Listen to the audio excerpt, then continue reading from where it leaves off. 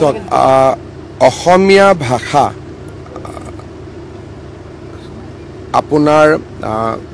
আমাৰ ৰাজ্যিক ভাষা হৈ থকাটো এইটো আমাৰ এটা আইনগত অধিকাৰ আৰু অসমত ৰাজ্যিক ভাষা বা অফিচিয়েল লেংগুৱেজ অসমীয়া থাকিব সেইটো ইতিমধ্যে সাংবিধানিকভাৱে বা আমাৰ আইনগতভাৱে তাক মানি লোৱা হৈছে ভাষা কাৰো ব্লেকমেইলৰ শিকাৰ হ'ব নোৱাৰে মই কালি দেখিছোঁ কিন্তু আপোনালোকে চাব যে অসমত অসমীয়া ভাষা স্থায়ী ৰাজ্যিক ভাষা হিচাপেও চৰকাৰী ভাষা হিচাপেও আৰু ই কোনো প্ৰত্যেকবাৰ সেন্সাছৰ আগত যেটো কথা ওলাই যে আমি এইটো ভাষা লিখিম সেইটো ভাষা লিখিম তাৰ পৰা কোনো ফৰক কাৰো একো নপৰে আপুনি যি লিখিব ইচ্ছা আছে লিখক কিন্তু অসমীয়া য'ত আছে তেনেকেই থাকিব